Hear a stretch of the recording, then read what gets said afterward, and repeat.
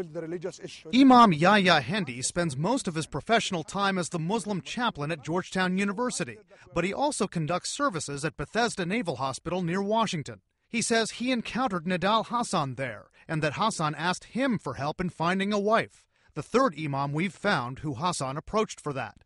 He said that he wanted someone to help him serve, deploy, and be understandable and understanding of his own military career. He saw himself as someone who continuing his service with the U.S. military till the end of his career. And so that didn't work out either. He just couldn't find someone with that balance. Well, it's not easy to find, in general, someone who will be willing to travel with you and deploy with you every few years. But he did want a wife who will stand by him, is loyal American, who will help him do his work and his service for the U.S. military.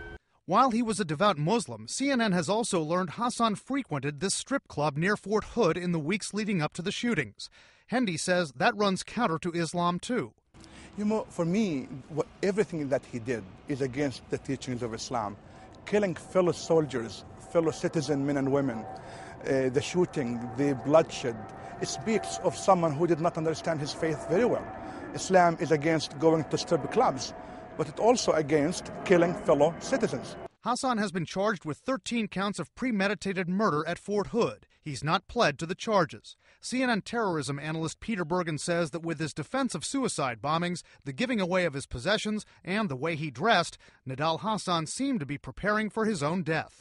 I think what he was doing was sort of a jihadist death by cop. Here's a guy who obviously had personal problems. He's a loner, he avoids women basically, has few friends, and then grafted onto that he finds sort of jihadist ideology as a way of sort of making sense of everything, and he decides to martyr himself.